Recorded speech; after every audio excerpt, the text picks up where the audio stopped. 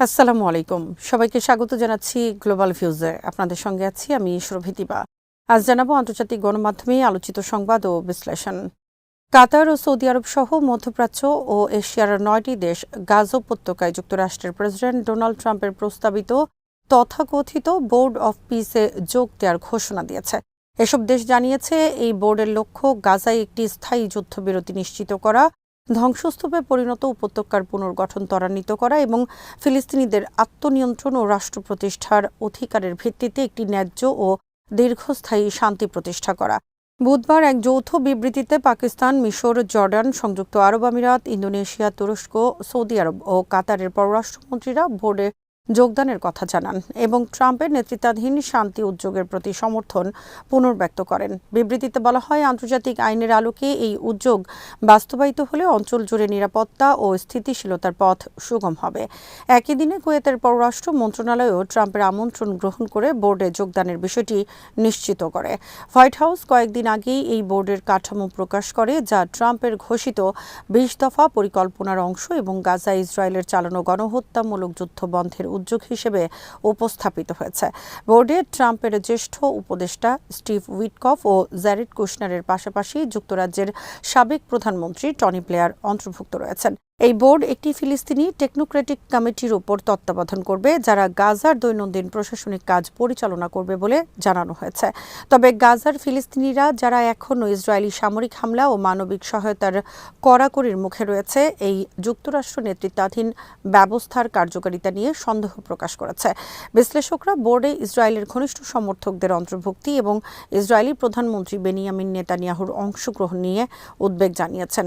বুধবার নেতানিয়াহুর কার্যালয় জানায় তিনি এই ব্যবস্থায় অংশ নেবেন, যদিও গাজায় যুদ্ধাপরাধের অভিযোগে তার বিরুদ্ধে আন্তর্জাতিক অপরাধ আদালতের গ্রেফতারি পরোয়ানা রয়েছে। গাজার বাসিন্দা আবু রামজি আল সান্দাউই নেতানিয়াহুর অংশগ্রহণ প্রত্যাখ্যান করে তাকে গাজার যুদ্ধের নেতা আখ্যা দেন এবং বলেন তিনি তাদের পুরো জীবন ধ্বংস করে দিয়েছেন। মার্কিন মধ্যস্থতায় অক্টোবরে যুদ্ধবিরতি কার্যকর হওয়ার পরও গাজা ইসরায়েলি হামলায় অন্তত ৪৬৬ জন ফিলিস্তিনি নিহত হয়েছেন বলে ফিলিস্তিনি স্বাস্থ্য মন্ত্রণালয়ের সর্বশেষ পরিসংখ্যানে উল্লেখ করা হয়েছে। সিরিয়ার উত্তর ও উত্তর পূর্বাঞ্চলে দীর্ঘদিন ধরে কুর্দি নেতৃত্বাধীন সিরিয়ান ডেমোক্রেটিক ফোর্সেসের নিয়ন্ত্রণে থাকা এলাকাগুলো দখলে নেওয়ার ক্ষেত্রে প্রেসিডেন্ট আহমেদ আল শারার সরকার কৌশলগতভাবে এক জটিল কিন্তু কার্যকর পথ অনুসরণ করছে।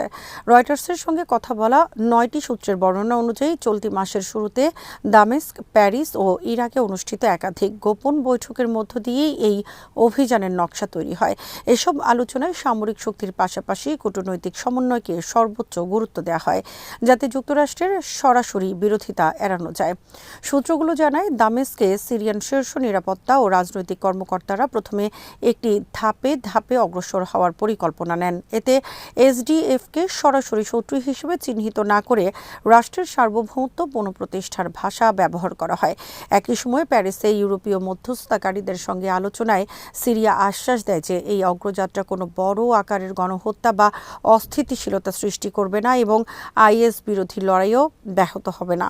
ইরাকে অনুষ্ঠিত বৈঠকগুলোতে আঞ্চলিক নিরাপত্তা, সীমান্ত স্থিতিশীলতা এবং শরণার্থী প্রবাহ নিয়ন্ত্রণ নিয়ে আলোচনা হয়।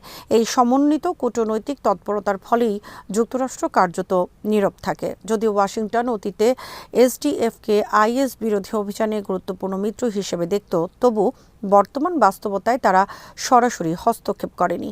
সূত্রগুলোর মতে যুক্তরাষ্ট্রের প্রধান উদ্বেগ ছিল আইএস পুনরুত্থান ঠেকানো ও নিজেদের সেনাদের নিরাপত্তা নিশ্চিত করা। সিরিয়া সরকার সেই উদ্বেগগুলো বিবেচনায় রেখে সামরিক অগ্রযাত্রাকে সীমিত ও লক্ষ্যভিত্তিক রাখে। ফলে খুব অল্প সময়ের মধ্যেই শক্তির ভারসাম্যে বড় পরিবর্তন আসে। কুর্দি বাহিনী রাজনৈতিক ও সামরিকভাবে কোণঠাসা হয়ে পড়ে, আর দামেস্ক উত্তরাঞ্চলে নিজের প্রভাব পুনঃপ্রতিষ্ঠা করতে সক্ষম হয়। এই ঘটনা শুধু সিরিয়ার অভ্যন্তরীণ ক্ষমতার সমীকরণই বদলায়নি, বরং দেখিয়ে দিয়েছে কিভাবে সূক্ষ্ম কূটনীতি ও হিসেবি সামরিক পদক্ষেপের মাধ্যমে একসময়ের মার্কিন মিত্রের ক্ষতির বিনিময়ে বড় কৌশলগত লক্ষ্য অর্জন করা যায়। সিরিয়ার সরকার কুর্দি নেতৃত্বাধীন সিরিয়ান ডেমোক্রেটিক ফোর্সেসের বিরুদ্ধে যুদ্ধবিরতি ভঙ্গের অভিযোগ তুলেছে, যা দেশটির উত্তর পূর্বাঞ্চলে একটি রাজনৈতিক সমঝোতার সম্ভাবনাকে হুমকির মুখে ফেলেছে। বুধবার দামেস্ক দাবি করে এসডিএফের চালানো হামলায় অন্তত 11 জন সিরীয় সেনা নিহত হয়েছেন। সরকারের ভাষ্য অনুযায়ী এসব হামলা সদ্য ঘোষিত 4 দিনের যুদ্ধবিরতির সরাসরি লঙ্ঘন এবং তা ইচ্ছাকৃতভাবে পরিস্থিতি অস্থিতিশীল করার প্রচেষ্টা। তবে এসডিএফ সরকারের এই অভিযোগের গুরুত্বপূর্ণ অংশগুলো অস্বীকার করেছে এবং বলেছে নিহতদের অন্তত একজনের মৃত্যু হয়েছে সিরীয় সেনাদের সরানো বিস্ফোরক বহনের সময় ঘটে যাওয়া দুর্ঘটনায়, সরাসরি এসডিএফের হামলায় নয়। এই পাল্টাপাল্টি অভিযোগ এমন এক সময় সামনে এলো যখন মঙ্গলবার কয়েকদিনের তীব্র সংঘর্ষের পর উভয় পক্ষ 4 দিনের যুদ্ধবিরতিতে সম্মত হয়েছিল। এই যুদ্ধবিরতির লক্ষ্য ছিল উত্তেজনা কমানো এবং আলোচনার মাধ্যমে একটি দীর্ঘমেয়াদী সমাধানের পথ তৈরি করা। বিশেষ করে দামেস্ক সরকার এসডিএফকে কেন্দ্রীয় রাষ্ট্র কাঠামোর সঙ্গে একীভূত হওয়ার একটি পরিকল্পনায় রাজি করাতে চাপ দিচ্ছে। সরকারের দাবি, দেশের সার্বভৌমত্ব ও ভৌগোলিক অখণ্ডতা রক্ষার জন্য সব সশস্ত্র গোষ্ঠীকে কেন্দ্রীয় নিয়ন্ত্রণের আওতায় আসতে হবে। অন্যদিকে এসডিএফ বলছে তারা যুদ্ধবিরতিকে সম্মান করছে এবং ইচ্ছাকৃতভাবে সংঘর্ষে জড়াচ্ছে না। তাদের অভিযোগ, সিরীয় সেনাদের কিছু তৎপরতা ও সামরিক সরঞ্জাম হস্তান্তরের সময় নিরাপত্তা মানা হয়নি, যার ফলেই বিস্ফোরণ ও হতাহতের ঘটনা ঘটেছে। এসডিএফের মতে এসব ঘটনাকে একতরফাভাবে তাদের উপর চাপিয়ে দেওয়া হলে আস্থার সংকট আরও গভীর হবে। এই পরিস্থিতিতে যুদ্ধবিরতি ভবিষ্যৎ অনিশ্চিত হয়ে পড়েছে। যদি উভয় পক্ষ দ্রুত বিশ্বাসযোগ্য তদন্ত ও সংলাপের পথে না এগোয়, তবে নতুন করে সহিংসতা ছড়িয়ে পড়তে পারে এবং সিরিয়ার উত্তর পূর্বাঞ্চলে একটি রাজনৈতিক সমঝোতার সম্ভাবনা আরও ক্ষীণ হয়ে যাবে। মার্কিন গণমাধ্যমের এক প্রতিবেদনে বলা হয়েছে, যুক্তরাষ্ট্রের প্রেসিডেন্ট ডোনাল্ড ট্রাম্প চলতি বছরের শেষ নাগাদ কিউবার বর্তমান কমিউনিস্ট নেতৃত্বকে ক্ষমতা থেকে সরিয়ে দেওয়ার লক্ষ্য নিয়ে কাজ করছেন। দ্য ওয়াল স্ট্রিট জার্নালের বরাতে জানা যায়, হোয়াইট হাউস কিউবার ভেতরে এমন সরকারি কর্মকর্তা খুঁজছে যারা ওয়াশিংটনের সঙ্গে সমঝোতায় আগ্রহী হতে পারেন এবং এর মাধ্যমে রেজিম চেঞ্জ বা সরকার পরিবর্তনের পথ তৈরি করা যায়। যদিও ট্রাম্প প্রশাসনের কাছে কিউবাকে ঘিরে কোনো স্পষ্ট বা বিস্তারিত পরিকল্পনা নেই, তবুও তারা সাম্প্রতিক সময় ভেনেজুয়েলার প্রেসিডেন্ট নিকোলাস মাদুরোর অপসারণকে একটি উদাহরণ ও সতর্ক বার্তা হিসেবে দেখছে। মার্কিন কর্মকর্তাদের মতে সেই ঘটনার মধ্য দিয়ে কিউবার নেতৃত্বকে বার্তা দেওয়া হয়েছে যে যুক্তরাষ্ট্র প্রয়োজনে কঠোর পদক্ষেপ নিতে পারে। প্রতিবেদনে বলা হয়, কিউবান নির্বাসিত নেতা ও বিভিন্ন নাগরিক গোষ্ঠীর সঙ্গে মায়ামি ও ওয়াশিংটন ডিসিতে বৈঠক করেছেন ট্রাম্প প্রশাসনের প্রতিনিধিরা, যাতে কিউবার সরকারের ভেতরে এমন কাউকে চিহ্নিত করা যায় যিনি যুক্তরাষ্ট্রের সঙ্গে ডিল করতে রাজি হতে পারেন। ট্রাম্প নিজেও সামাজিক যোগাযোগ মাধ্যম ট্রুথ সোশ্যালে কিউবার নেতাদের উদ্দেশ্যে হুঁশিয়ারি দিয়ে বলেছেন, দেরি হওয়ার আগেই তাদের সমঝোতায় আসা উচিত। তবে বিশ্লেষকদের মতে কেবল হুমকি ও চাপ দিয়ে কিউবার সরকারকে দুর্বল করা সহজ হবে না। ইউনিভার্সিটি অফ সিডনির ইউএস স্টাডিজ সেন্টারের গবেষক ডেভিড স্মিথ মনে করেন, ট্রাম্প প্রশাসন হয়তো অতিরিক্ত আশাবাদী। তিনি বলেন, ইরানের ক্ষেত্রেও ট্রাম্প মনে করেছিলেন প্রবল হুমকি দিলে সরকার ভেঙে পড়বে, কিন্তু বাস্তবে দেখা গেছে সরকার যথেষ্ট শক্ত ও দমনমূলক হয়ে টিকে থাকতে পেরেছে।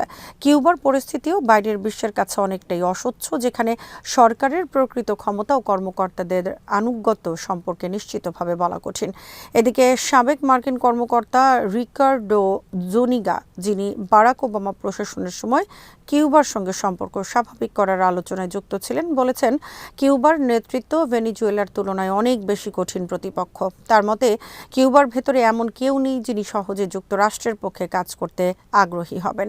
সব মিলিয়ে ট্রাম্প প্রশাসনের কিউবা নীতি নতুন করে আন্তর্জাতিক অঙ্গনে উত্তেজনা তৈরি করছে এবং এই প্রচেষ্টা কতটা সফল হবে তা নিয়ে বড় ধরনের সন্দেহ রয়ে গেছে। মঙ্গলবার রাতে ইরানের রাজধানী তেহরানের বিভিন্ন এলাকায় ভয়াবহ ভারী মেশিনগানের গুলির শব্দ ছড়িয়ে পড়ে যখন সরকারপন্থী সশস্ত্র মিলিশিয়ারা শহর জুড়ে মোতায়েন হয়। প্রত্যক্ষদর্শীদের ভিডিও ফুটেজে দেখা যায় অন্ধকার নামার পর স্বয়ংক্রিয় অস্ত্র থেকে গুলিবর্ষণ করা হচ্ছে এবং গুরুত্বপূর্ণ সরকারি ভবন, রাষ্ট্রীয় গণমাধ্যমের কার্যালয় ও প্রধান সড়ক মোড়গুলোকে কার্যত দুর্গে পরিণত করা হয়েছে। সাঁজোয়া টয়োটা পিকআপে করে মুখোশধারী যোদ্ধারা টহল দিচ্ছিল, যেগুলোর ওপর ভারী মেশিনগান বসানো ছিল। এসব যানবাহন কনভয় আকারে চলাচল করছিল এবং চলার সময়ই অন্ধকারের দিকে গুলি ছোড়া হচ্ছিল। পাশাপাশি সশস্ত্র ব্যক্তিরা চিৎকার করে নির্দেশ দিচ্ছিলেন।